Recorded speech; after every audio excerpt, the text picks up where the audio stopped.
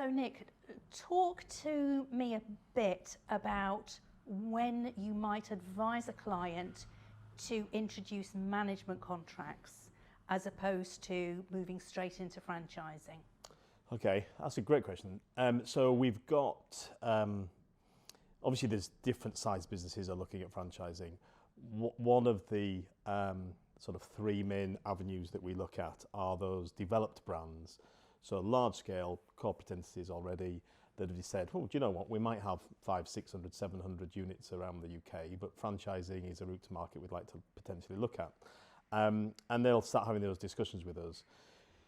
Where the management contract bit comes in is, listen, before you fully commit to having a full-blown franchise of your brand and the time, effort, finances that go into that, why don't we look at a franchise light, as we sometimes call it internally, of a management contract where you take one or two of your current store unit managers, whatever they are, and become a pseudo franchise for those individuals to really start water testing and understanding, okay, we know the business from a corporate side, but what would it mean and what does it need to become if it's a franchise business?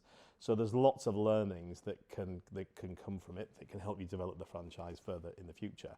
But it's also great for internally for those businesses if they've got great managers, employees that they have the potential of losing because they've got to as high as they can get within the business. It's a great way of engaging them and keeping them within the business, keeping your talent. But then also using them as the potential people to grow with in the future. And the view from our side is that hopefully those people can prove out what needs to be proven out over the 12 months or whatever. It's giving you a sort of pilot, so there'll be things and learnings that you can take and share with potential franchisees coming in, but also that they can become a franchisee of the future. And at that point, I'll be having the discussions with yourself of, okay, we've had this management contract in, now we want to take them into being a fully fledged franchise opportunity.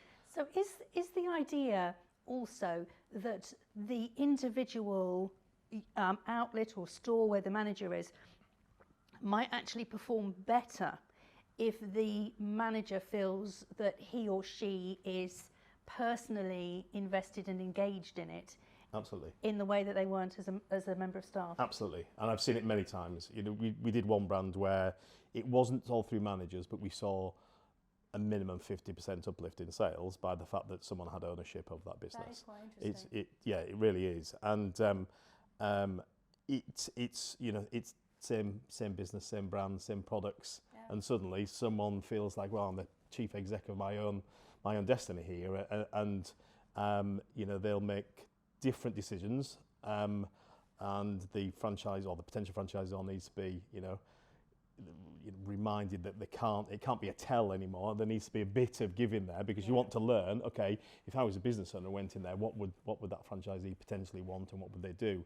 But it's a great way of testing that out. And the other thing as well is if it's current units, you might not have to change, the rental agreements and things. You can try before you buy of having it in a place where we haven't had to sell the business, we haven't had to transfer staff, we haven't had to change the rental agreements, etc. It's all just is a management contract for now, and then we can do that if we decide to fully commit. So legally I can make that contractual arrangement work fairly easily. The document, a management contract like that, does have to be hand drafted because it varies so much from one business to another. But essentially, I have a number of times put together contracts like that, which will run for a period of, let's say, 3 years, a long enough period, 2 years, a long enough period for you to establish whether or not it's going to work from the potential franchisee's point of view, and to do a financial evaluation. But it wouldn't be as long as a full franchise agreement. And once you've tested it, then the next step would be to move on to a franchise agreement. Yeah, and I assume you can swap it sooner than you can both agree to get into that sooner. Yeah, absolutely. And obviously the good bit from the potential franchisor side is that they are trying this before they've had to, to transfer over staff. They've had to look at rental agreements and moving them from one to the other. All those things that they can just keep in situ for now and do that at the stage of, okay, we're now going to fully take it into a franchise with yourself. Absolutely. Very good.